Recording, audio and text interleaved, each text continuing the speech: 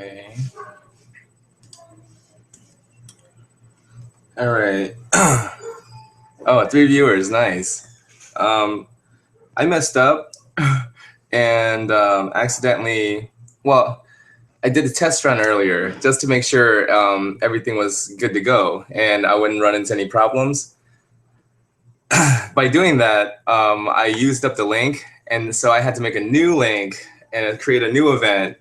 So anyways, if you guys tried, if anyone's trying to use the old link that I was sharing on all over Facebook and all over social media, it's gonna say that that link doesn't go anywhere. So I'm fixing that right now while I still have a little bit of time, like 9 minutes.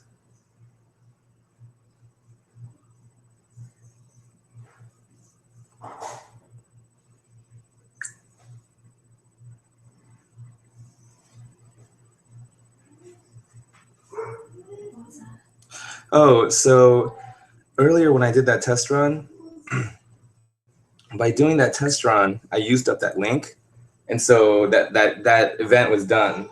So when I tried to open it back up, so everyone that's trying to use that link that I shared on Instagram, Twitter, all over, so because I had to create a new event, so I'm trying to let everyone know right now.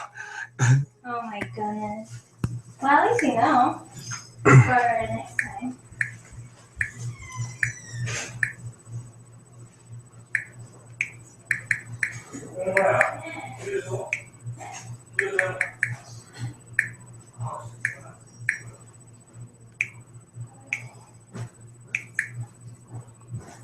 I hate typing with my fingers. I'm sorry, guys.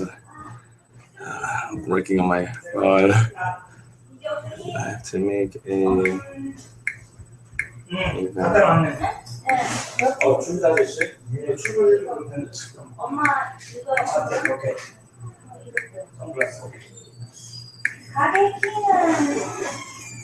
가게키는 차키 네 거에 없어요?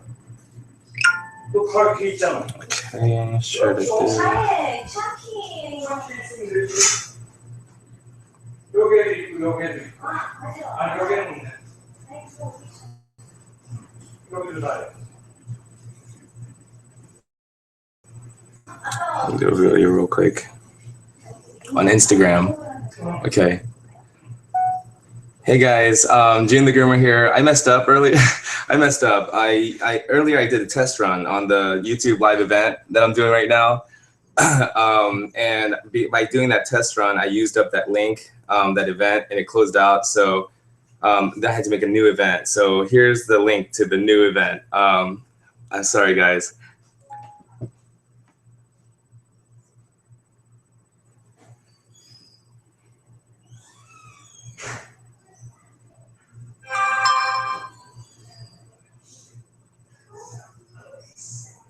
Alrighty. So that's that. Twitter. Let me tweet this out real quick. Oh my goodness. I have my aunt from out of town, from New Jersey. 지금 가시는 거예요? Oh my goodness. So many things going on, like a thunderstorm.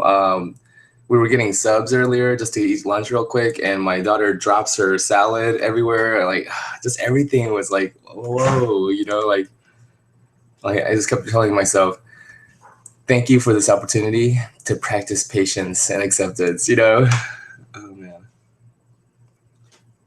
All right.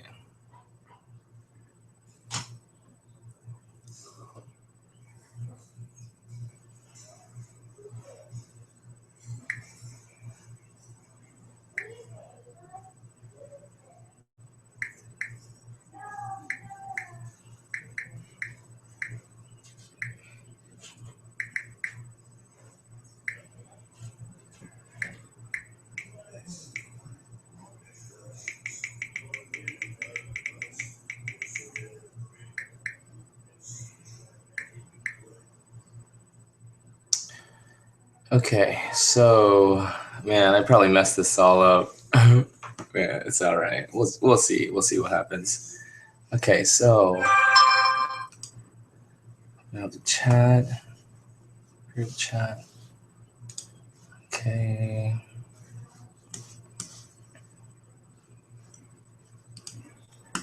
Cameraman.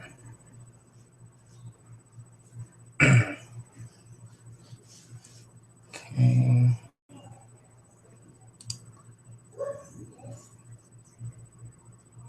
So I don't even know how this works. Can people hear me, or am I supposed to hear? You know what? Maybe if I open this up on YouTube, I'll be able to see like comments. I have no idea how this works. I have no idea what I'm doing, but I figure, hey, we'll give it a shot. We'll try it out, see what happens. All right, let's see.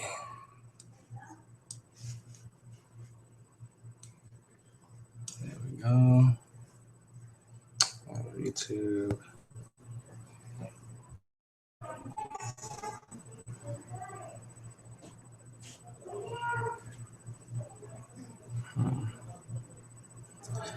Maybe here. YouTube. And boom.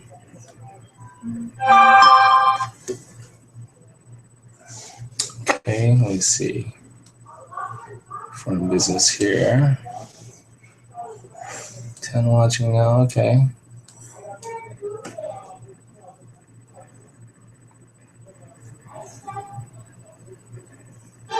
This Friday, you never tried that. I never. Try something new. I hate vegetables. Yeah. Yeah. Yeah. Yeah. Yeah. Yeah. The BFD rated PG Friday. Yeah. Yeah. Yeah. Yeah. Yeah. Yeah. The BFD rated PG Friday. Okay, what's going on here?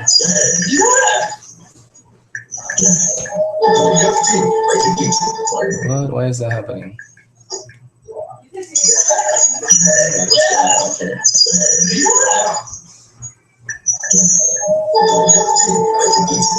I'll turn that off. Okay. Did I just turn off the? Okay, no, I didn't. All right, we're still in business. Mom, Are you not going to piano lessons? Mom said, Mom told me to look after you. Mom told you to look after me. Well, thank you. Thank you so much. Mwah. Are you going to do good in piano lessons today? Are you even ready to go? We got to pack your backpacks and stuff. There's some piano books here and a backpack there. Is this? I'll be right back, guys. Where does this go? Okay. All right. I want to help, but I don't know where things go, so I don't want to mess things up either. Help by not helping,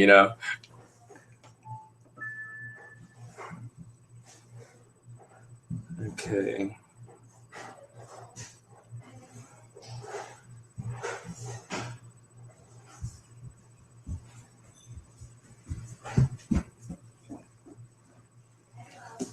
What are you doing?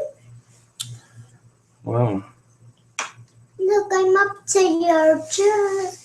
Dad, look how tall I am. Oh my goodness, you are so tall. Mwah. Oh honey, I don't know where those piano books go. Like in which bag? Okay. I only have Ava's out. Alrighty, I got like a minute before this starts. Okay, come on, Annabelle. Can I read this?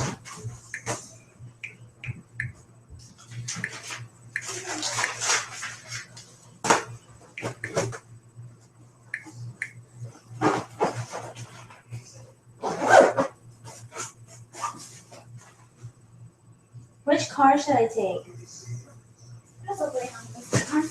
Alright. Emily's car? So I don't really know. Oh, maybe if I go on like my YouTube channel from my browser, the internet browser, then I'll be able to see like comments coming in as they're coming in. Questions coming in. I'll stay right here.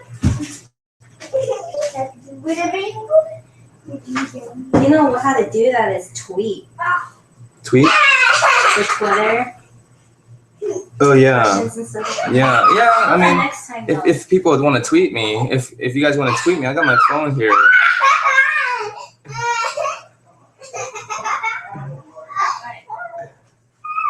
My girls. Okay.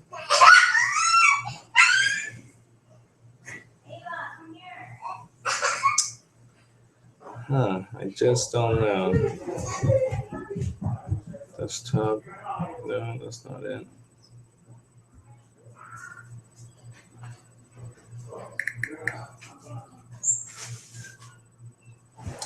Oh, I got it. What I'm gonna do is go on my Facebook and click that link that I shared. Oh man, I'm starting to like get a little bit better with all this technology thing. You know, you gotta adapt. You know, I'm just like, what? I still feel like this is Marty McFly. What we're doing right now, this is Back to the Future type of stuff. I mean, come on. We're talking to each other. Like, well, I mean, you know, I'm talking and people are watching, you know, and I'm like getting comments through a device that I'm holding that's you know, like, what? You know, like, this is the future. I mean, we're living in the future. Are you done? Cover. Oh, yeah, girls, you're gonna be late to your piano practice.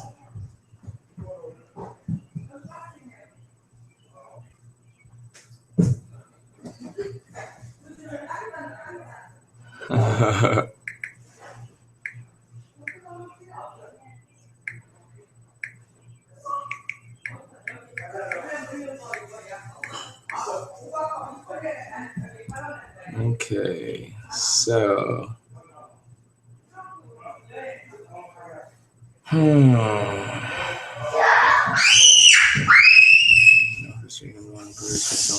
Do it properly. I know how to step right into it.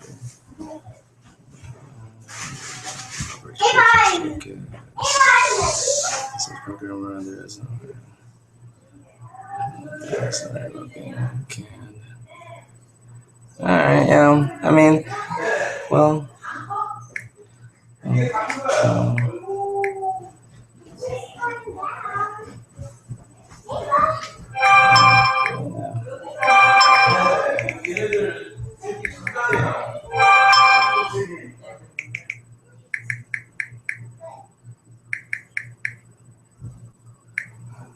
Okay, so this is why I really can't get to so many, like, because it takes me time, you know, it takes time. And right now I told my family and everybody, like, give me this hour to just do this, you know.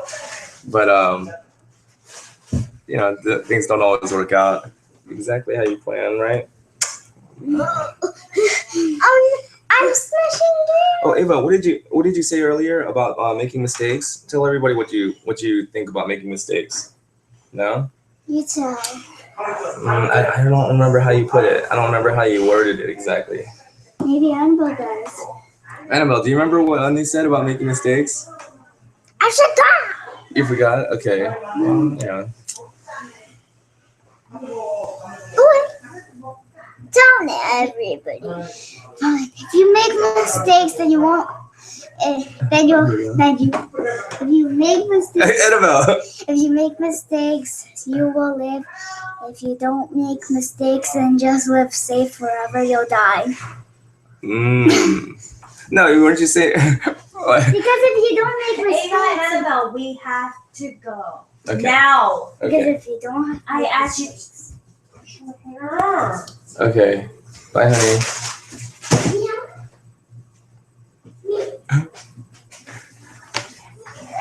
Key. I'm like, oh, I gotta go. And he just puts the key back in and he gets. Okay. Whoa. Crazy. All right. Put your shoes on. Just in case you get this.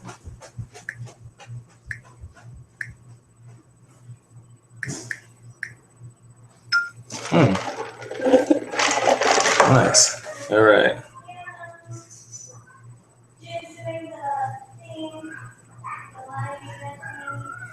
There's a window with 10 people talking to you. Okay. All right. How do I get to this YouTube chat window where there's people talking to me? Okay. Let me see here. Alrighty. I'm gonna figure this out. Okay, so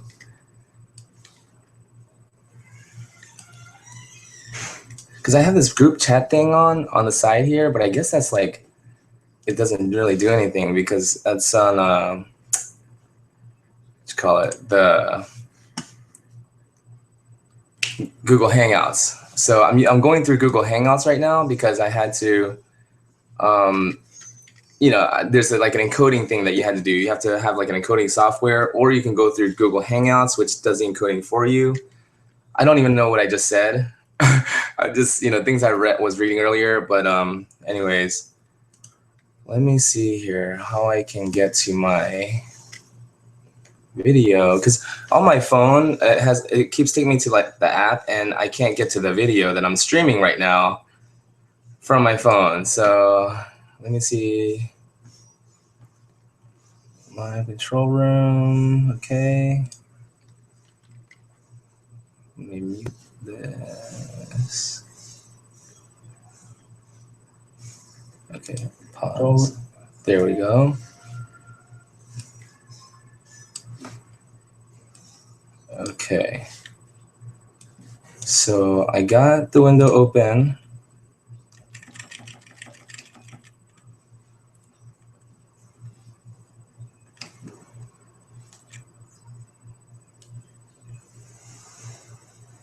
Chat, where? Okay.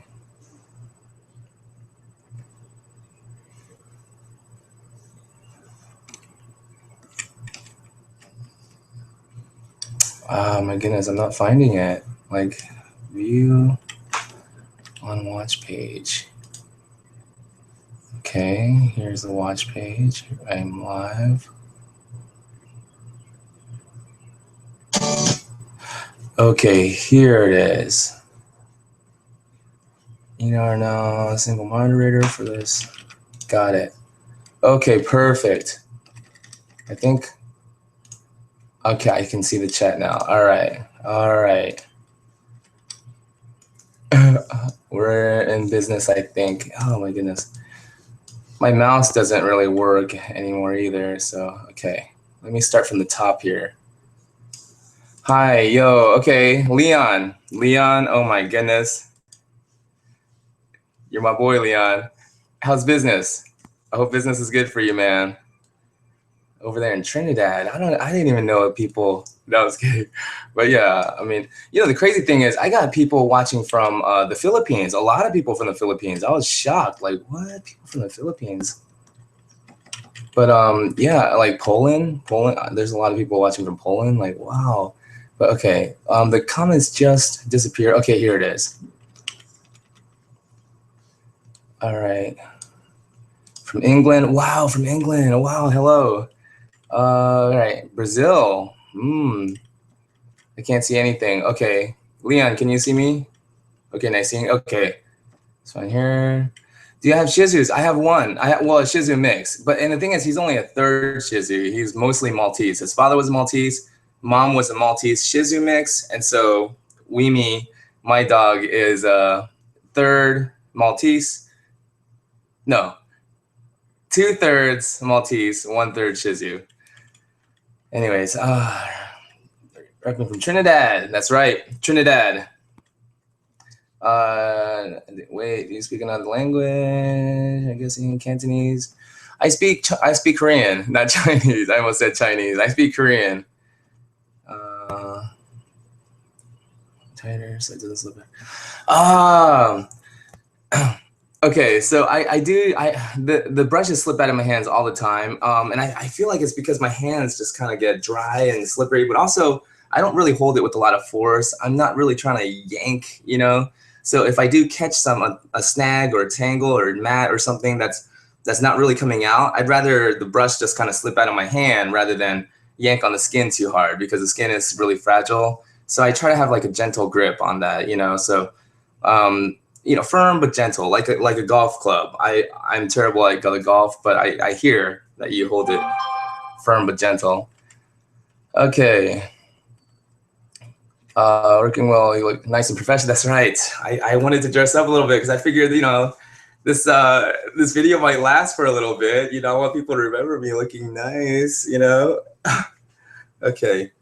Japanese. Whoa. I get that a lot, actually. This guy actually stopped me one time. He was like, "You're Japanese." And I was like, "No, I'm Korean." He was like, "No, you're Japanese." But anyways, best shampoo for long hair dog. Okay. So long hair dog, and I learned this from Michelle Knowles, working with her at Cave Creek Animal Hospital. Long hair dogs need more collagen. So when you're getting a shampoo, look for like ingredients or anything that would have collagen. And some of them just say it right there on the bottle with collagen. So you have the right one for the long hair. And the long hair, because it is so long, it needs elasticity, it needs to be strong, and all that. For texture, they need more collagen. So I think for long hair dogs, if I can remember correctly, they were using like green apple or something like that. But go on their website. It's Eve San Bernard. I'm going to type it here in the chat here. Eve San Bernard. And it's isbusa.com. Boom. So I put it in the chat. But you go to their website, and they have like all the different like Melaleuca and Mela Verde and all this stuff. So really good stuff. And they actually separate it. And my personal take on it, I don't know if many groomers will like me for this, or shampoo companies, matter of fact, even may not like me for this. But here's my take on shampoo. Like a painter, if you're gonna paint a wall, I went in this through personal experience. I was asking my friend who is a painter, like, what brand should I buy, And he was like, it doesn't matter, just buy whatever brand you want, as long as you prep the walls right, as long as you prep the walls properly, then you can put whatever paint brand you want, Glidden, Behr, DuPont, a lot of good ones out there. Same thing with dog grooming, in my personal opinion. As long as you prep the skin and you cut out the coat, and as long as you do a good prep job, I think the shampoo, as long as you get a good quality one, obviously don't buy the cheapest one on the shelf, but just get a good quality shampoo and conditioner. And if you're gonna skip one or the other, if you're gonna skip, one, you only have time for one rinse. You can't do a shampoo, soak, and rinse, conditioner, soak, and rinse. You can only do one. Pick conditioner over shampoo, because that's how important conditioner is. So conditioner, same thing. Look for something with collagen for long haired dogs. For medium coats, they need more minerals. And for short cuts, they need more, short coats, they need more oils. So short coats need more oils. Medium coats need more minerals. Long coats need more collagen. And that's, I learned that from Michelle Knowles. Thank you, Michelle. Let's see here. Alrighty.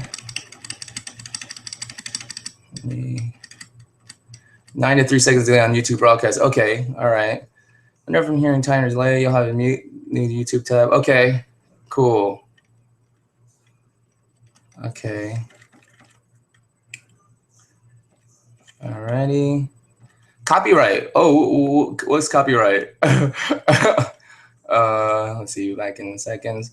How many years have you been grooming? Okay, so I started in 2010. So that would be 6 years now. And 2010 in March, I believe. So March 2010 is when I started. I actually started working for free for a whole week because that's the only way I can get anybody to take me on. And I wanted it so badly. Once I found out that you could actually make a living, you can actually, this was a career, this was like an actual legitimate thing you could do. I wanted it so bad. So I took a week with no pay and Worked my ass off, man. I'm telling you, but it was worth it. But yeah, for 6 weeks, 6 years, not 6 weeks. You know, it's 6 weeks. It seems like it sometimes. Some days I feel like, man, how long have I been doing it? I can't even do this. All right, have I missed anything? Oh my goodness, I mean, you didn't miss much, just like maybe the most amazing few lines I've ever delivered in my entire life. No, I was kidding. No, you didn't miss anything. Nydia, yes, you can read. Okay. Looks like June can't see the comments. Yeah, I couldn't see the comments. I see those kids. Doesn't look so. The tea is ready. Well, when I shave this weekend, wondering what blade. All right. And again, all of these answers are just my personal opinion. Okay, so don't get your feathers all ruffled and get all upset or anything. These are just my opinions. If you disagree, you disagree. That's fine. I don't care. But you're asking me, so I'm going to tell you what I believe. Okay, so I believe shaving a lab is never a good option. They call it the summer cut because the idea is that you take the hair off and the shedding and all that stuff. And I actually did a video on my YouTube, on my Facebook, on Jun the Groomer Facebook, about my short hair dog Dexter. I just like getting all this dead hair off of him. Why it's so important to do it the natural way rather than just mow the hair off. And there's a lot going on there inside the skin, and that's more important rather than focus on what's going on with the hair. We really should focus on what's going on with the skin, because the skin is actually what makes the hair. So healthy skin produces healthy hair. It's not clean hair that makes healthy skin. So so a couple of reasons why I would never shave a lab, because there's a lot going on in that skin, and it's better to clear it out rather than just shave over all those pores. So let me see here.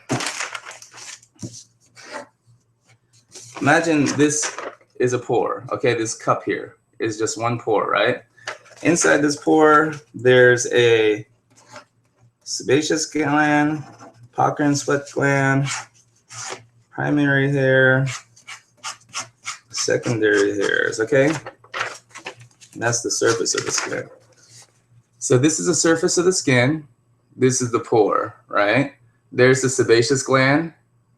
Kind of looks like, anyways. There's a little pucker and sweat gland. And that, kind of helps produce oils and pheromones and things like that. This as well, sebaceous oils. And this is all to help protect, seal, and keep the skin moisturized, okay? And also the hairs, to help seal and protect the hairs. This is the primary hair, right? They usually have 1 or 2 primary hairs. And then this is all the secondary hairs around it, right? And then they also have little Demodex mites. They also have little Demodex mites like that live in there. And they're supposed to live in there because they make sure other parasites and everything don't come in and invade too much. And they, there's a balance between bacteria, fungus. At any given time, there's bacteria, there's fungus, there's mites, there's all kinds of things in your dog's skin. And it's supposed to be that way. It's a living system. It's a natural flora that it has. And when we understand that, then it's like, okay, well, maybe I should really understand what's going on before I go in there and start messing with stuff. So all of this is going on. There's all this mites and, cellular debris and all this stuff. Let me put this down a little bit. So all of that's going on in there. And if we are just to shave right over it, then even the new hair coming in, trying to push these old hairs out, especially this time of year. Right now, June 21st was the peak shedding day. That's when they'll blow everything out. And so now for the next few weeks, all of this is trying to come out and all this new hair is pushing it out. And to just shave right over it while all this is going on, we literally seal that pore. And guess what? That's just one pore. There's millions of pores. So that's one reason why I don't like to shave labs. Another reason why is because that hair is there to protect them from the sun. So when sun hits the skin directly, and I learned this from the IACC, the International Society of Canine Cosmetologists, the ISCC. Founder is Pam Lauritsen, and she taught me, where was I going with this? Okay, yes. When the sun hits the skin directly, and repeatedly over a period of time, the melanocytes don't change colors. Their skin doesn't tan like ours do. Their melanocytes rapidly multiply under the sun. So that eventually causes a tumor, and that tumor can become cancerous.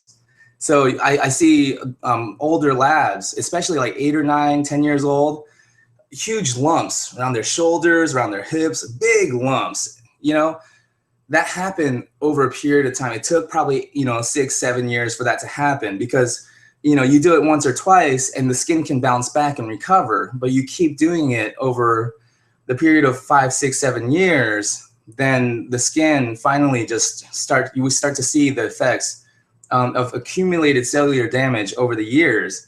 And there's no escaping the effects of accumulated cellular damage over time. There's just no escaping it. So that's another reason why I don't like to shave labs. The last reason why I don't like to shave labs, the oil is being produced from the skin. These oils being produced by the skin, it uses the hair as a way to travel across the dog's body. And so when the hair is there and the hair provides a way for the oils to come out of the skin and travel along the dog's body, and it'll spread all around and keep the dog clean, and repel off dust and debris, repel off bacteria. It just keeps the dog smelling better, cleaner for longer. These oils, it protects them. Oil protects all life, okay? So when we shave the hair off, when we just get rid of the hair, we get rid of the highway pretty much. We get rid of the mode of transportation that oil has to move across the dog's body. And just like water, when it moves, it stays clean. When it starts to pull together in certain areas, it starts to get yucky. Same like a dog's skin. When the oil is able to move across the body, it stays clean. When it starts to pool in certain areas, because the way to travel has been removed, certain areas of the body is going to start to get yucky. So 3 reasons why I personally don't like to shave labs. I'm not saying don't do it. I know people are still going to do it. Honestly, I still do it. Because certain people, you can tell them all this and they don't care. People pay for results. They don't pay for reasons, So I can give people all the reasons in the world. They don't care. They just want the results. So I figure if they're going to do it, they're going to do it. They're going to do it at home. They're going to get someone to do it. Someone's going to shave their lab, okay? So I try to do like a 4-comb. If I can't get away with a 4-comb, then maybe a 7-blade, or a 5-blade. But I try to keep some length on there so that it'll at least have a little bit of hair so it can move and the oils can move and travel. That little bit of hair will at least provide some protection from the sun, and at least we didn't shave right to the skin, blocking everything that's going on under the skin. So, just leave a little bit of room, so that's what I do. I do like a 7 shave. If I can get away with it, I'll do like a 4-comb or a 5-blade. But, we can try to educate people. We can try to share information. But what we can't do is we can't control people, and we can't try to change them. I realize that. So, and once I actually really got that you can't change people, you can't expect people to behave certain ways, because that's a form of control. If you expect someone to behave a certain way, or he should do this, he should do that, I catch myself all the time, and I'm more aware of it now, and I try to stop myself from thinking that way.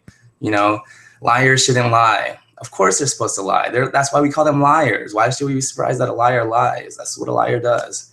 I just let things go now. So, okay, so that was a long answer to a pretty short question. Don't shave your lab this weekend. If you can help it, don't shave your lab this weekend. There's so many other alternatives to it. All right. Sorry, Jun, under my Facebook name is on there. Okay. All right, Nydia, nice. Okay, so all right, put the 2 together. All right, I'm grooming mine at home, and I got your message, Nydia. Thank you so much. And I think we all kind of run into those kind of frustrations and things like that. And I feel you on not having a proper school to learn to groom out of. You know, there are good schools, like, you know, I hear Paragon is good. I hear, you know, I don't know.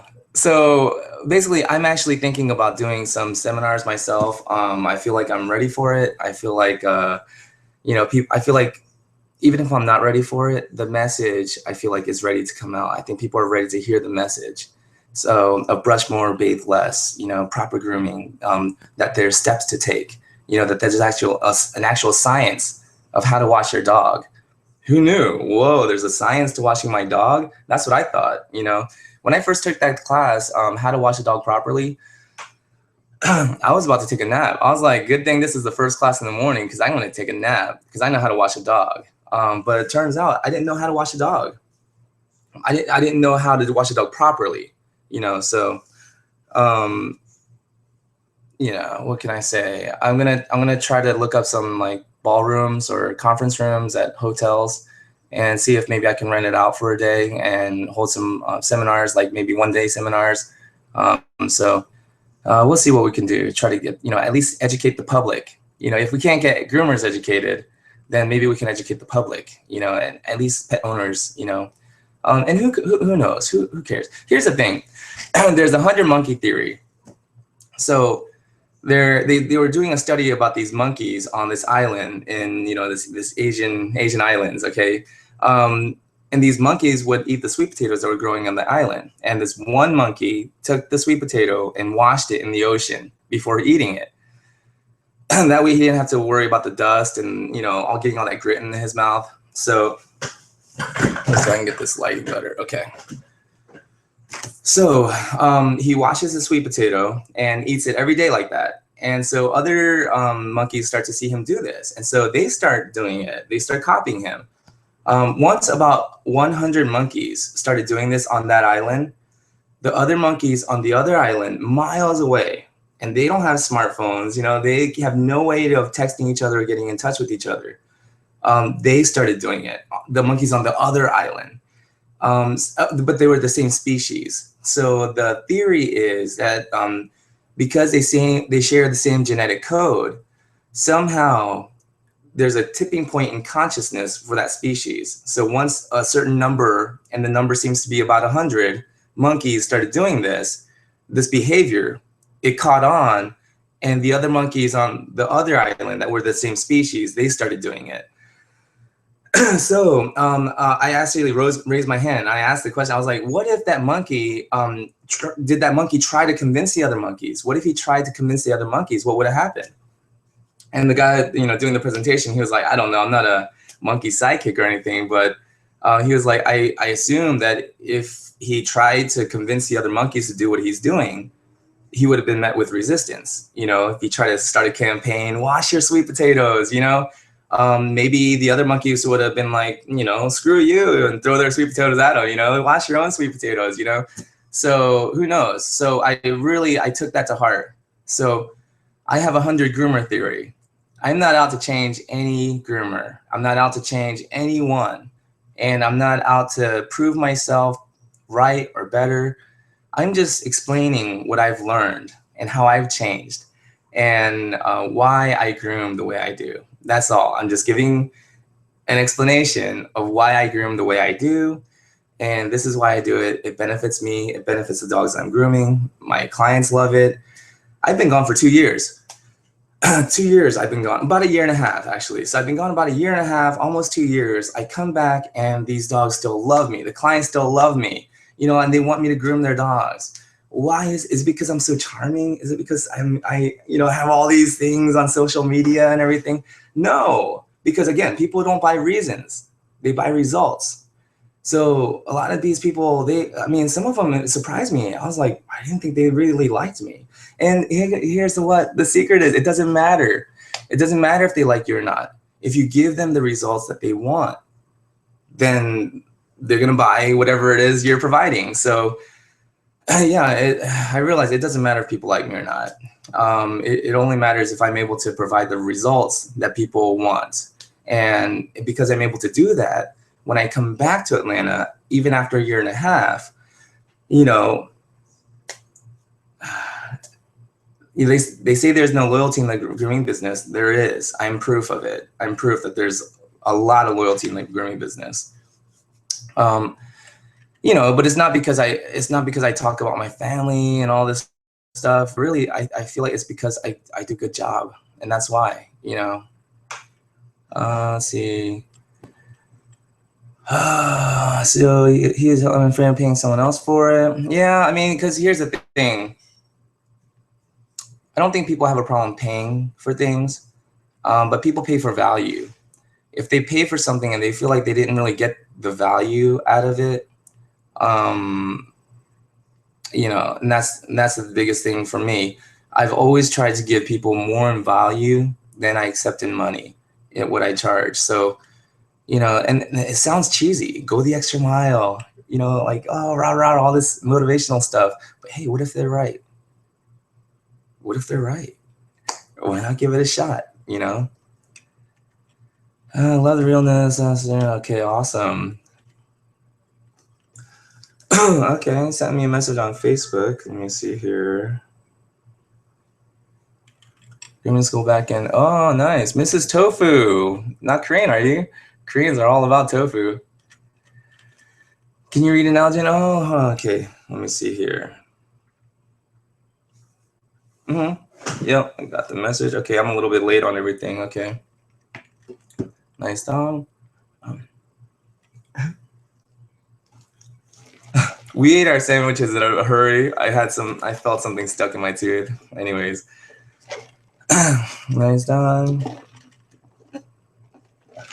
Yeah, welcome to the future, right? Oh my goodness, like seriously. When I first realized that I knew certain things that my parents didn't know, I felt like my friend Andre and I got a really good friend, Andre Bradshaw. A little shout out to Andre. But anyways, we were actually talking about this the other day. And it's like, when we first found out that we knew certain things that our parents didn't know, we were like, oh my goodness, what? You know, like now with our smartphones, I'll be driving. I'm like, I wonder what this is. I wonder what that is. And Ava's in the back. My daughter Ava, you know, she's in the back. Daddy, I'll Google it right now. I'll tell you right now. You know, like it's crazy. If I wanted to know something and I was curious and I was my daughter's age, I had to go to the library and we had to learn how to use a card catalog. You know, like it's instant information in our hands. We are living in the future. All right, can you read? Yeah. Never should be shared. Code, yes. Yugi Dash. Oh man, thank you so much. Your lab should never be shaved. It will damage the coat. It just needs a bath and a very good D-shed. I may even switch that, and me personally, just my personal preference, I would switch that and do the D-shed and then the bath. But either way, you know, say hi to Brazil. Hi, Brazil. Brasilia. Oh my goodness. I got fans in Brazil. What? Okay. Welcome, Gina. Let me calm myself down. You know, one time I was at Super Zoo and I'm sitting in one of the classes and the lady actually turns around. She's like, oh my God, I saw your YouTube videos. I'm a fan. I see you on YouTube. And I was like, oh my goodness, what? And I just didn't expect it. I didn't know how to react. So I was like, oh, and I was like, wow, thank you, you know. And then, you know, she turned around. You know, I was like, just thinking. I was like, oh, I gotta do something. I gotta do something. I gotta show her how much I appreciate that, you know. So I tapped her on the shoulder. I'm like, hey, excuse me. Thank you. You know, I don't even remember what I said. I think I said like, thank you very much or something. Probably creeped her out. But yeah, this is all kind of fascinating to me, like that people actually, you know, because I mean, I did this on a whim. I started making videos hoping that some of my clients might watch it, you know. And the funny thing is, I think now some of my clients watch it, but yeah, none of my clients watch my videos, and I made it for them. You know, I made it really for them to watch, and now it's like blown up, and you know, I got people from like Germany. Oh my goodness, Sabine Bremer. Oh my goodness, and Ulrich Schmidt. Oh man, I actually feel like I know these people, you know, like they're friends of mine now, you know, like through YouTube, through these videos. Like, wow, we really are living in the future. I'm sitting here in my living room, in my study room, in my mom's house here in Sewanee, Georgia, in the United States, and I'm talking to people in Germany and Brasilia, you know, and England. Like, this is amazing. Like, wow, representing the ATL. That's right, ATL baby. I know.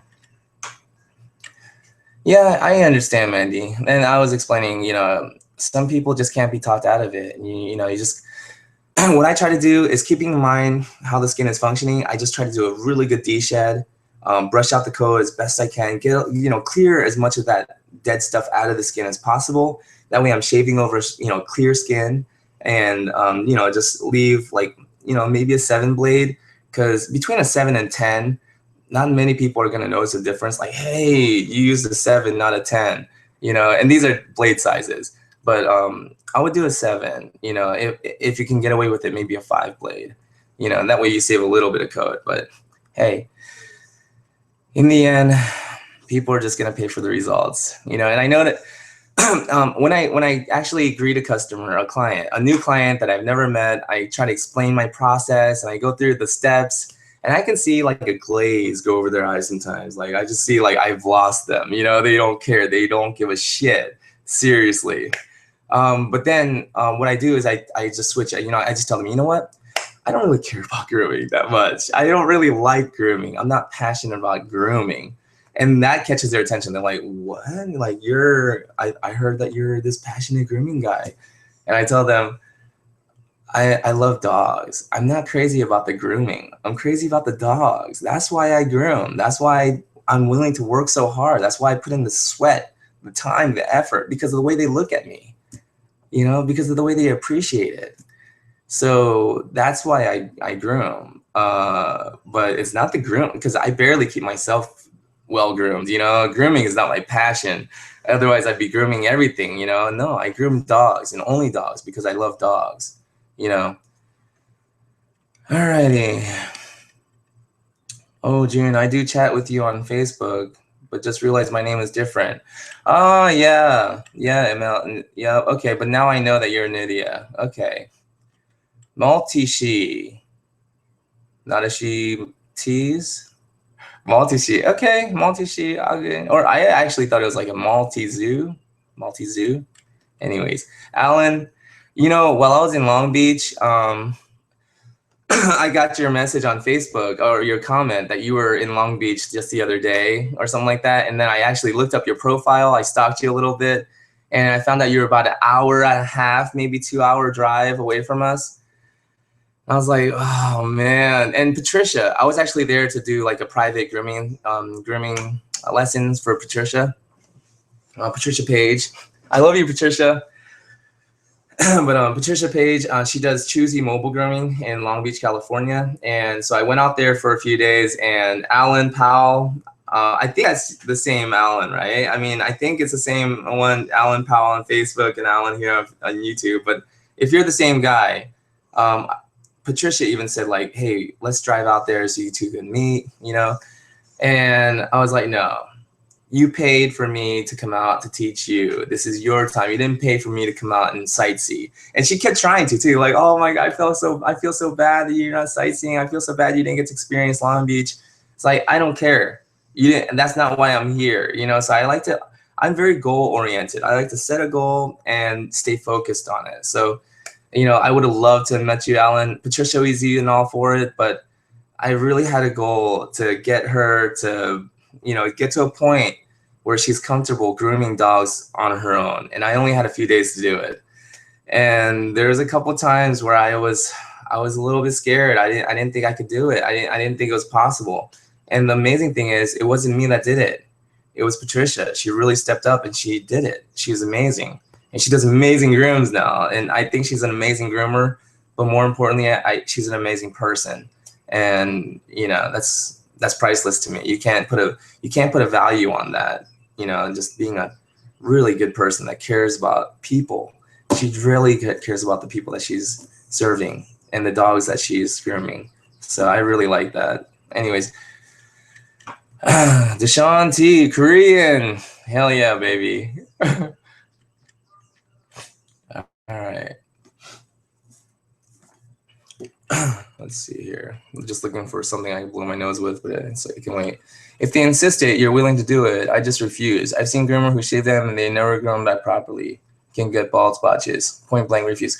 Yeah, Yugi, that is true. A lot of times that does happen, especially with palms, chows. You know, they call it alopecia X, and the skin turns black. But there is a way to reverse it. There even is a way to shave a dog and prevent that from happening, which is just spend a lot of time. It usually takes me a couple of hours, you know, clearing out all that dead stuff, and dander powder sometimes explodes out of the skin and literally hits my face. So, you know, get all that dander and all that dead hair and all that junk out of the skin, and then give it a shampoo, conditioner, super important, conditioner, especially because, you know, we're taking away the protective coat, we're stripping away the oils with the shampoo. Conditioner. But conditioner, and then, you know, do a nice hand and shave them down with a 7. You know, 4 comb. That's a 4 comb is a 1/4 inch, and a 1/4 inch is still pretty short. So, you know, do a 4 comb, a 1/4 inch. Leave a 1/4 inch, or even like a 5 blade. A 5 is just a little shorter than that. You know, but a lot of times, though, if you just do a really good deshed and just get a lot of that dead coat out, and you do a little bit of scissoring and just tighten up everything, a lot of times people, you know, they just don't know that that's an option. They've never seen it, and so once they see it and experience it, like, whoa, my dog's not shedding. They look nice. You know, this is nice. I like this. Then a lot of times they're willing to not shave their dogs, but you know, it takes someone that's willing to put in that investment, and that very initial investment. It sucks. It's going to be like 5-6 hours of hell. But if the client comes back within 4 to 6 weeks, now you've got a good client on a good schedule, and it's not ever going to take that long again. It's not ever going to be that hard. You know, like a housekeeper going to a house for the first time. It might be trash that first time, and that first visit is going to be the hardest. You know, and you're getting to know the house, you're cleaning up everything. But then if you're going and just kind of maintaining it every 4 weeks, then it's easier. So same thing with dog grooming. You know, every time I get a new client or I haven't seen that dog in a long time, I just prepare myself for about a few hours of hell.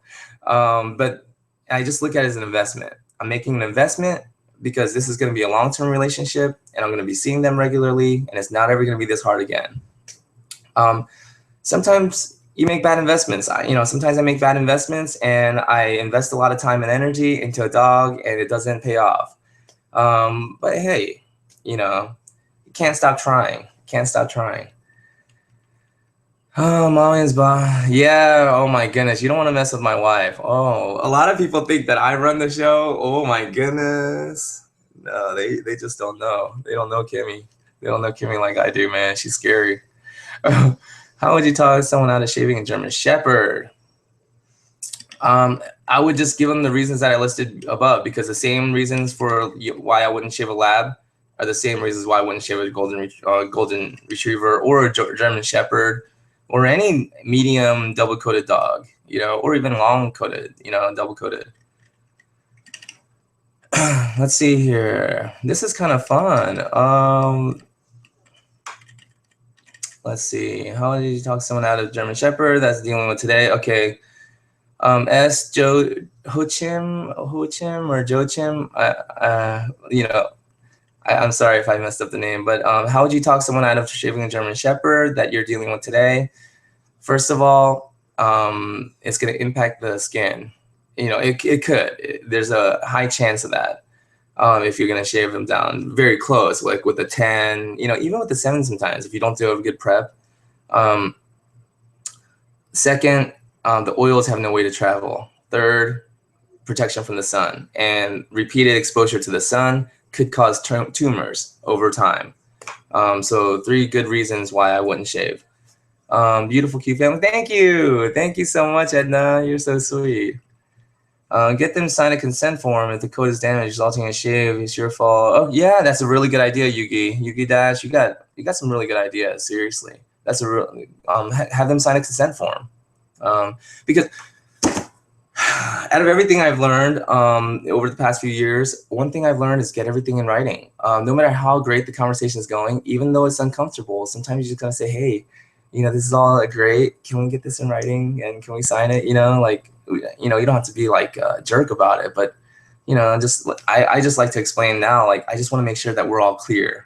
That we're clear on both sides of what the expectations are. Because right now we don't even know if we disagree.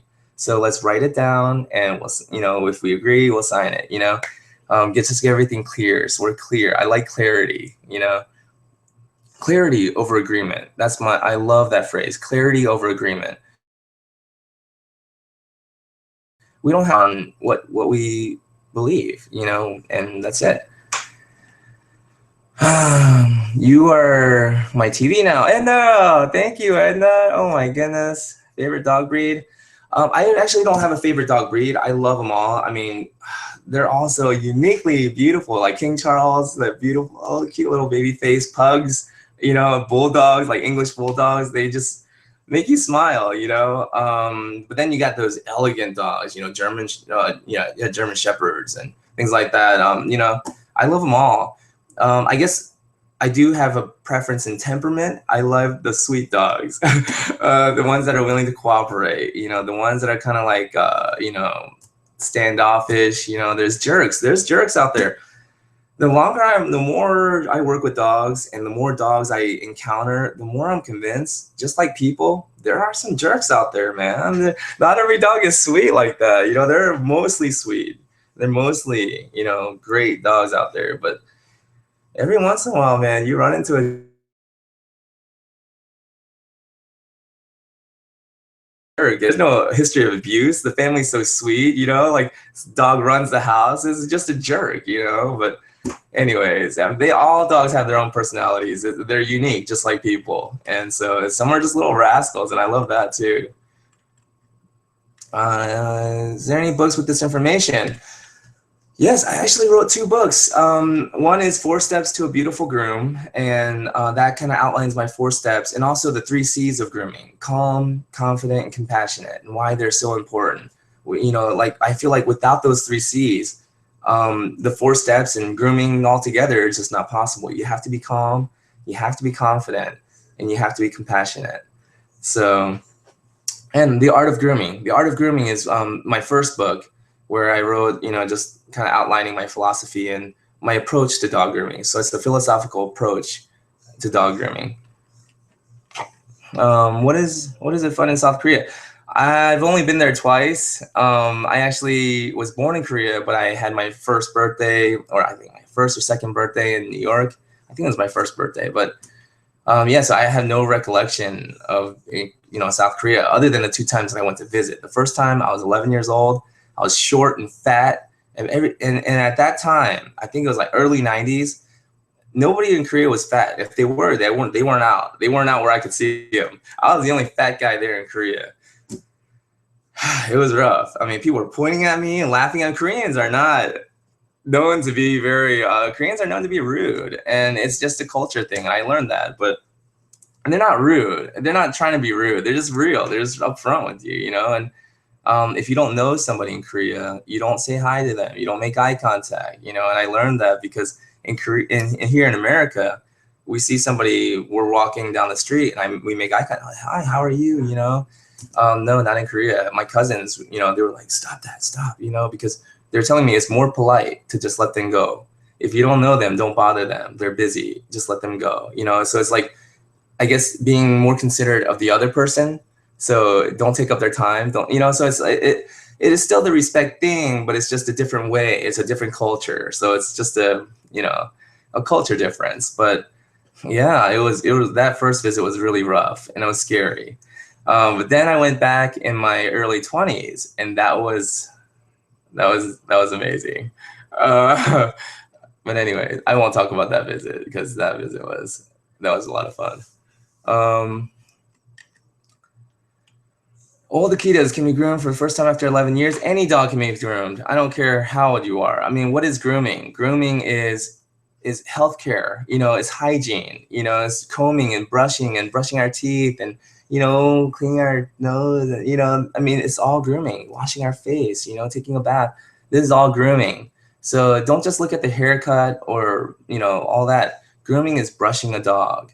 You know, clipping his nails, cleaning his ears. So can an old Akita be groomed for the first time after 11 years? Yes.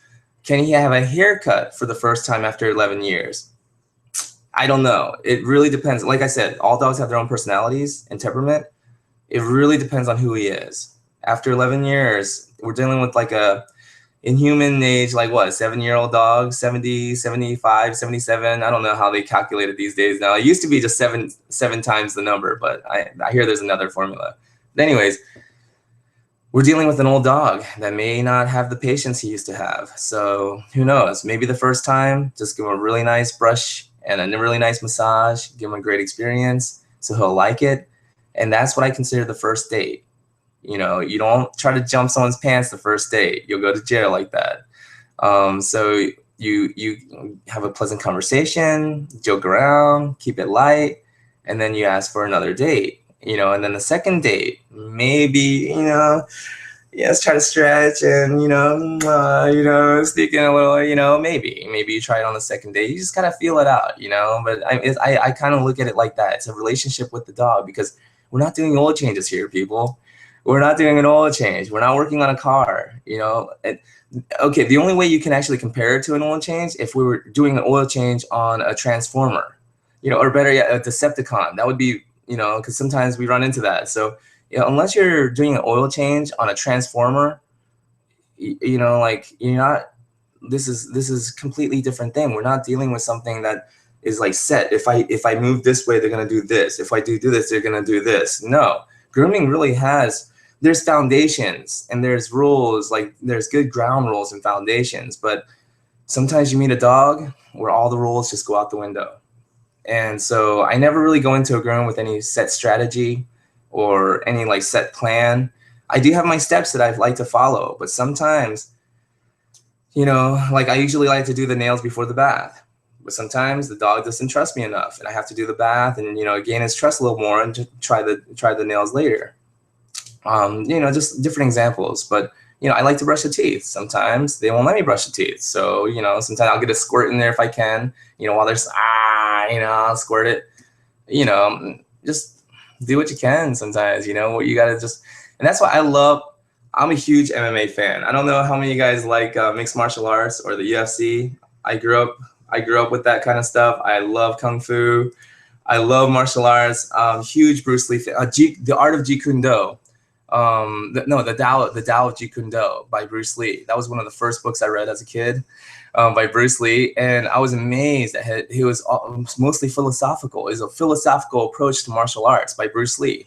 You know, even as a child, I guess I was being primed, you know, to write The Art of Grooming. But yeah, I mean, I love martial arts, and I compare it a lot to the grooming because I feel like as dog groomers, we are the mixed martial artist of the dog world. If you think about it seriously. We're the mixed martial artists of the dog world. We're not dog trainers, but we do have to have an understanding of training techniques and concepts, you know, behavioral stuff. We have to have an idea at least, even if we can't teach somebody else or you know, say that we're a trainer or anything like that. We have to have that understanding at least, you know, we have to know. We're not vets, but we have to have an understanding about vet care, you know, so we can refer people to the vet for certain things, and we can have an understanding of how we can help with certain medical issues, you know. So we're not vets, but we still have to have an understanding. We have to be, you know, we have to know about certain things that the vets know. Okay, maybe vet techs, you know, but still, we have to have an understanding of that world. Let's see, we're not.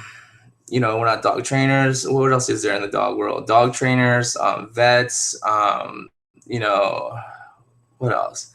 Anyways, you get what I'm saying. Dog walkers, you know, pet sitters, you know, all these things that there are. Dog groomers, we have to apply all of these things. And we get in there with the ring and we got to get this groom done. And we got to get this dog that's shaggy, that hasn't been in for a year, that's growling at us, wants to kill us sometimes, and we got to get a nice haircut done and make this look like a cute little puppy, and so we're amazing. Dog groomers, I feel like, are the mixed martial artists, because mixed martial artists, they're not boxers, they're not kickboxers, they're not taekwondo, they're not karate, they're not just one thing. But they have an understanding about everything. They do have an understanding about wrestling. Even if they don't wrestle, they have an understanding of how to defend the takedown and things like that. And just like in mixed martial arts, the more skills you have, like scissoring, for example. One time the power went out and I had half a dog shaved, and I was doing a line cut and the back half was shaved down with a 7. What am I gonna do? The power went out. My clippers are dead. I can't use my clippers. So I got my scissors. I brushed up and I scissored the other side. And this was like my 2nd year into grooming maybe. And so, but I got better through that experience. And now I have great scissor skills, I believe. Maybe I can always improve. I'm always practicing and trying to improve, only because I understand that with good scissor skills, just like if you have a good ground game in mixed martial arts, you can just, it opens up your game. You can just do more things. You can fight more confidently because you're not worried about someone taking you to the ground. If you're good jiu-jitsu or wrestling base, then you can do spin kicks. You can do all these fancy wild moves because if the person takes you down, you're confident. You know what to do. Same thing with grooming. You may not care about dog behavior things and what dog trainers are doing or dog behaviors are doing. You might not care about that, but still, if you want to be a good dog groomer, to have a good understanding about dog behavior and dog training, and also to have a good understanding about what vets do, then it just opens up our game and we can groom more confidently because we're not worried if a dog takes us down. If a dog takes us down, we know what to do, so we don't panic. So I love drawing analogies from sports, mixed martial arts, because that's life, man. Life is a fight. I think we all get that. I think we all get the fact that life is a fight sometimes, Do you like grooming small dogs better if they become a little aggressive? No, I rather big dogs, because a big dog I can grab, like a German Shepherd or, a big Rottweiler, for example. They got thick bones, they're thick. And so I can grab them and hold them, be firm. Let's say I'm dealing with a Chihuahua or a little Yorkie with little toy fragile bones, and they're yapping and spinning around. I can't hold on to that leg, because if I do, it might snap. It might snap their leg. They might hurt themselves. So a lot of times grooming a small dog that's aggressive or feisty or even jumpy, uncooperative, it can be a lot more challenging than grooming a big dog that's aggressive. So a lot of people call, if they're only 5 pounds, they're only 4 pounds. Like, you understand, sometimes those 4 pound dogs, they're tougher to deal with than a big 90-pound dog. So it all comes back to temperament. Again, I don't have a favorite breed. I have a favorite temperament, a favorite personality type of dog. In my country, they don't have a shedding season. In your country, Leon, do flowers bloom? Like trees ever, the leaves ever change colors in fall? Like because I don't know. I've never been in Trinidad, so I'm asking because I don't know. But if you don't have a changing of seasons in your country, like the leaves don't fall and the flowers don't bloom, then that probably would be true, that you don't have a shedding season. But I'm guessing that wouldn't be true, because flowers and trees and everything still respond to the sun, just like the dog's skin does. And so the dog's skin is not responding to the change in temperature. So you may not have a change in season as far as big temperature changes, but the dog's skin is not responding to the temperature changes. It's responding to the duration and the intensity of the sun. So they call them photoperiods. So if there's a change in sunlight, how much they're getting, how intense it is, then that triggers the shedding. And that's why June 21st and December 21st are the 2 peak shedding days, because those are also the longest and the shortest days of the year. And it's also the same with horses. So yeah, it's all, everything depends on the sun. And here's the amazing thing: the sun never says to the earth, "You owe me." That's love. That's, you know, the sun just gives. It doesn't expect anything back. It doesn't care that it's helping us out. You know, it just shines because that's what the sun does. It doesn't expect anything back. Be right back, Deshaun. Okay, we'll see you, Deshaun. Oh, it's 4 o'clock. Oh, all right. You know what? Let's keep this going until my wife comes in, okay? Because I'm actually having fun with this. I love discussing these kind of things with you guys. Would you compare brushing the oils across the dog's skin and coat to putting butter on a piece of toast? If you overbrush, you start to take the butter off the toast. Alan? Wow, I love you, Alan. I mean, wow, like that's a really good analogy. I'm gonna start using it. If I ever have like a televised interview, I'm gonna use that and I'm gonna take credit for it. I'm just kidding. No, but that's awesome. I love that analogy. You like putting butter on the toast. I'm riding a roller coaster in this moment. I really like in Six Flags, dude. Oh, yeah. My life is like a roller coaster. Making your own grooming school, Professor Jun. Professor Jun, from the guy that skipped like most of my high school years. That would be something. Most of my college years too. The first day of college, I would grab the syllabus and find out when the test days are. That's the only days I would show up. Not that I'm proud. Don't do that, guys. Don't do that. I thought I was too cool for school. Turns out I wasn't. Stay in school, seriously. Do well. I mean, the time to do well in school is when you're in school. Seriously, you gotta take it. You gotta take it seriously when you're there, and do well when you're there. Because when you get to my age, even if I want to go back and I have a change of heart, I want to take it seriously now. You know, I mean, sometimes you miss that window of opportunity, and while you're there in college, that's your window of opportunity. Take it seriously. Do well. Because that's the only chance that's the only time and chance you will have to do well, is when you're there. So do well while you're there. Don't be like me. Oh, actually, while I was really struggling, back a few years ago, I was really struggling, and I was like in debt. Lost my car. It was repossessed. You know, I mean, but it was all for a purpose. It's because I have this purpose. I'm trying to create awareness, you know, about this message. Anyways, long story short, I had an opportunity to go to Korea and teach at a university there, to be a dog grooming professor in the University of Korea, or Seoul, or something like that, one of the universities out there. But during the course of our conversations through email, she was like, "Oh, we missed your diploma. You know, must have misplaced it somewhere. You know, could you send us a copy of your diploma, your college diploma, your degree?" And I told her, "I don't have one. I didn't graduate college. You know," and conversation ended right there. I never even got a response. So I think, you know, the thing, it shows that you're the type of person that can stick to something and see it through to the end, and you can complete a project, you know. So, and that's the thing, is like, I can say that I'm a great person, but people don't judge you by your heart. And I agree with most people. People should judge you by your heart. They shouldn't judge you by the things that you do. But unfortunately, people can't see your heart. All they can see is the things that you do. So when you do a good job, when you do a great job, people think you're a great person. Whether you are or not, they'll just think you're a great person because you did a great job.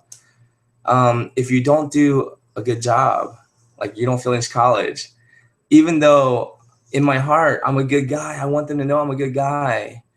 On paper, the results, it showed, my actions showed you weren't that good in college, you know? So, yeah, so it's, people pay for results, not reasons, you know? People judge you by your works, not your heart. And we can argue that's not right. You know, we can be mad about that. Oh, people shouldn't judge you by your, you know, they should judge you by your heart, you know, but you don't know me, don't judge me, you know? But unfortunately they do. That's just reality. So rather than try to resist it, rather than try to argue with it, let's just work with it. Let's use it and just do a great job when we have the opportunity to, so people will know that we're great people. You know, let our work reflect who we are, because it is important.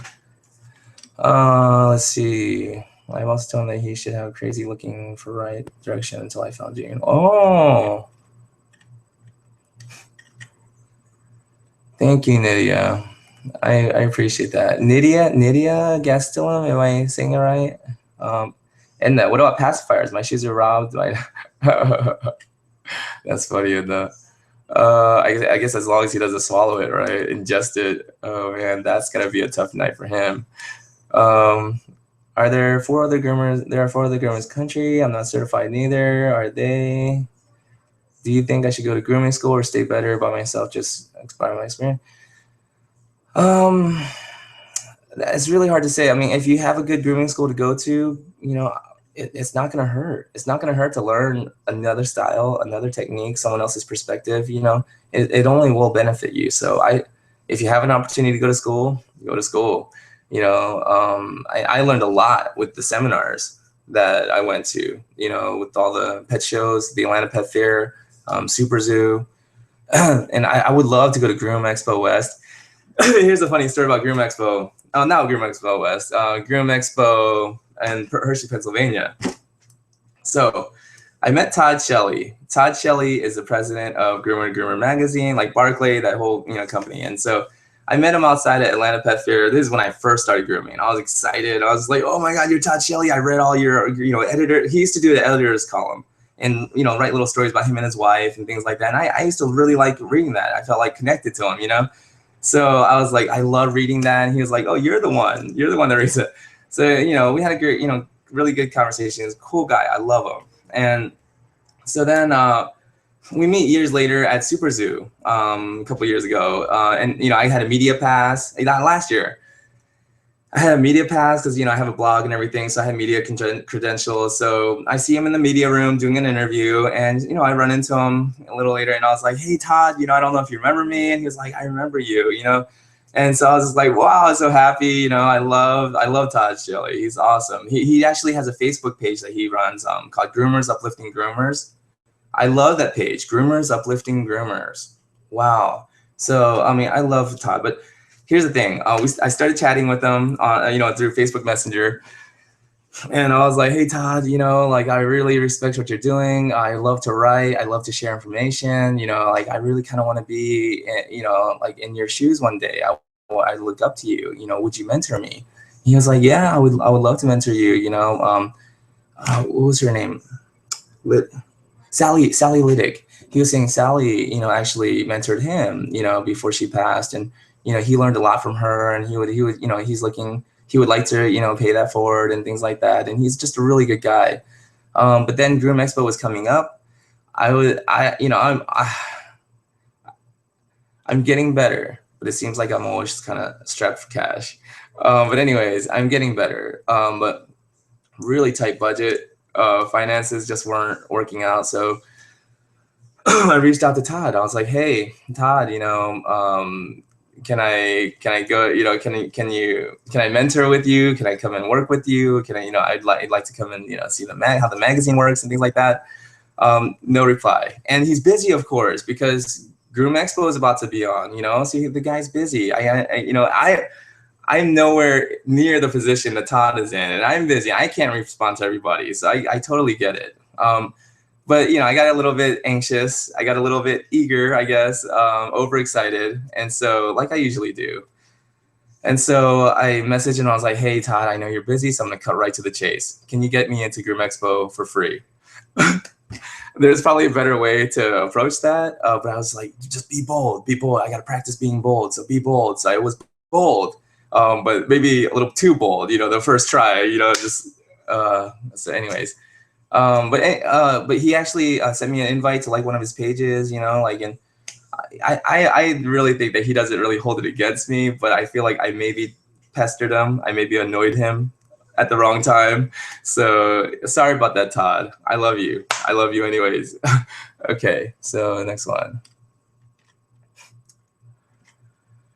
Most skills are just certificates, explanation. Yeah, that's true, Alan. Yeah, it is just a certificate sometimes at the end of the day. But hey, it does show that you're the kind of person that's willing to invest your time and for the possibility of furthering your knowledge. It's, I mean, I guess it's like it shows commitment to the industry, commitment to your craft. You can look at it that way, but in the end, that's true. You can have a certificate that says the world's best groomer, the best groomer in the entire world, Jun Yoon, but nobody likes my grooms. I paid $1,000 for the certificate, like, yeah, in the end, certificates really don't matter. Because, people don't buy reasons. They don't buy reasons. They don't care if you're a world-class groomer. They buy results. Can you give me the groom that I want done to my dog at the price that I would be comfortable with? That's all they really care about. I thought to be certified there.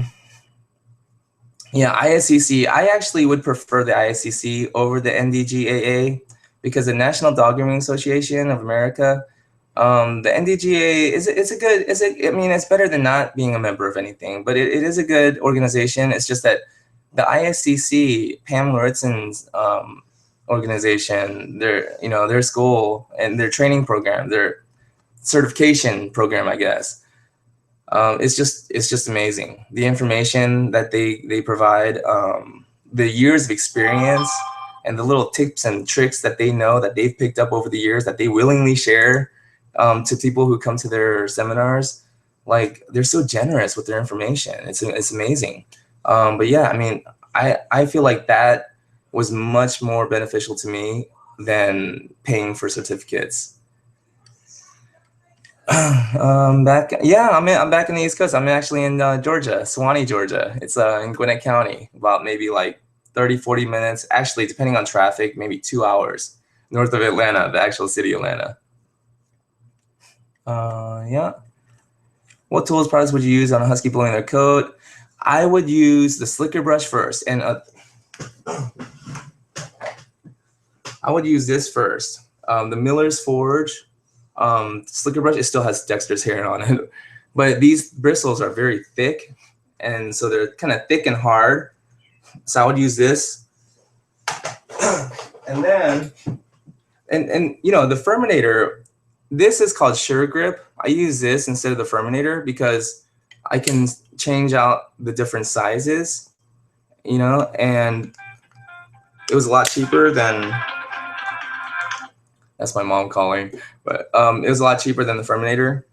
This is a stripping knife. Basically, the Furminator is like a stripping knife, just on a different handle. It's gonna do the same. It's gonna do the same thing. The concept's still the same. You're gripping dead hair, pulling it out.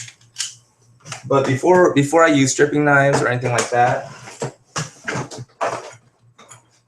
I would use something like this, a Coat King.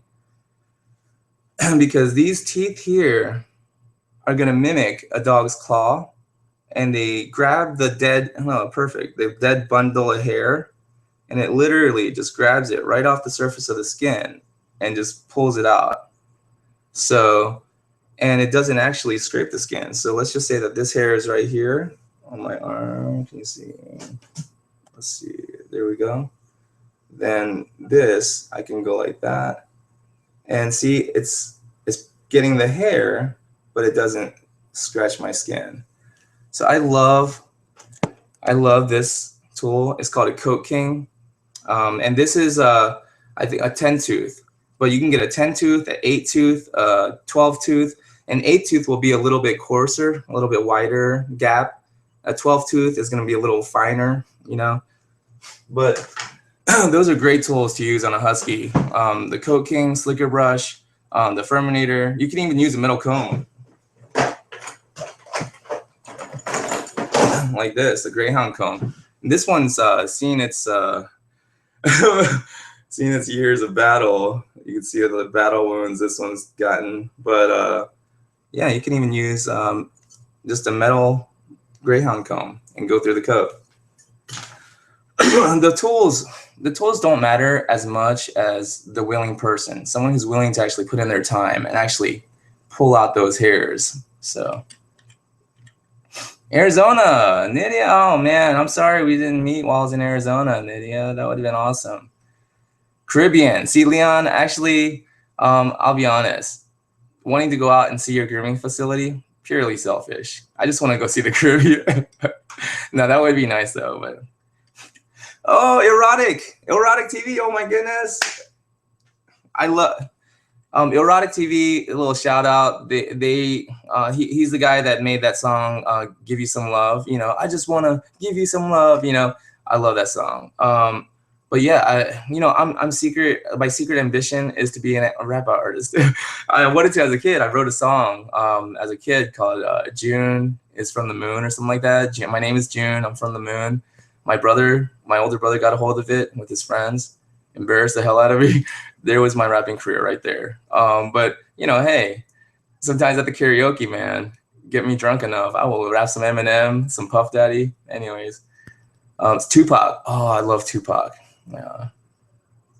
Could you groom my Bijan? I can groom any Bijan, baby. Bring them.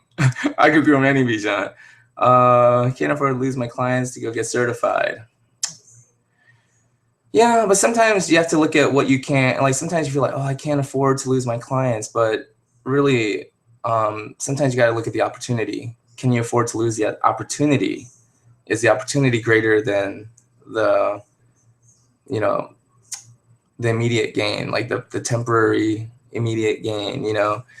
Like the story of Jack and Jill, the Jack and the Beanstalk. I like Jack and the Beanstalk because there's a really good moral in there that I think a lot of people miss. Jack's mom.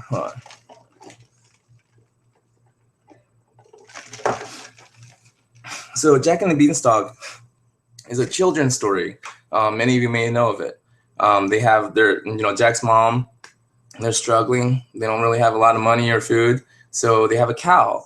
And Jack's mom tells Jack to go take the cow to the market, to the village, and sell it and get some food.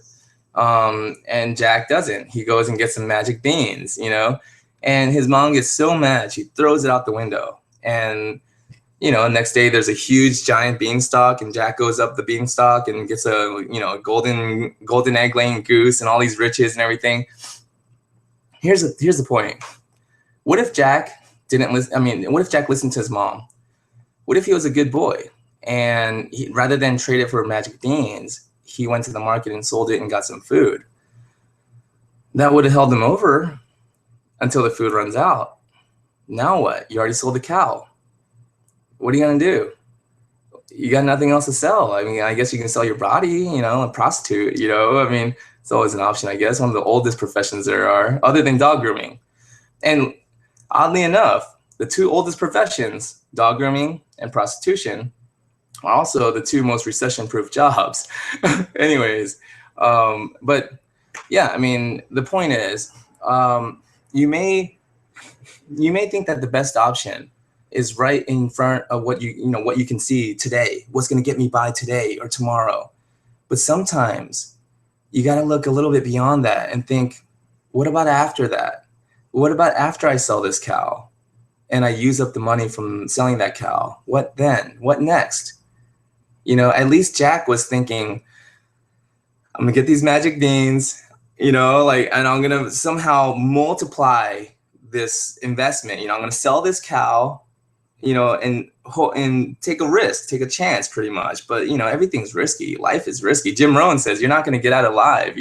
That's how risky life is. Everything is risky.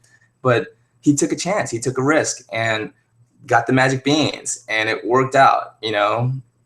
I'm just saying, sometimes what's practical is not always what's going to bring you the realization of your dreams.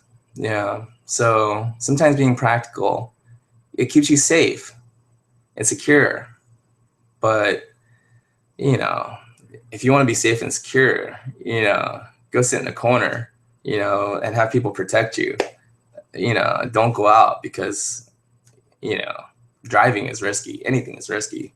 So I think I'm not going to tell you what to do, Leon, but try thinking of it differently. If there is a certification that you can get, if there is a course that you can take, if there is an opportunity there to further your craft, if this is what you really want to do, then I would take that chance and maybe skip out on the instant money right now in order to get a fortune later, Oh, Jim Rohn. Here's a good one for you, Leon. Jim Rohn says, work harder on yourself than you do your job. Because if you work hard on your job, you'll make a living, which is fine. But if you work hard on yourself, you'll make a fortune, which is super fine. So, like, you know, working hard on your job, that's great. That's like, you know, working, doing everything you need to do. Hold on. 엄마, 뭐?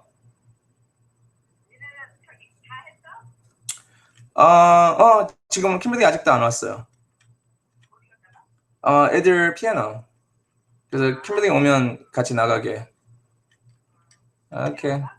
엄마 픽업하러. 오케이. 바이 엄마. Bye.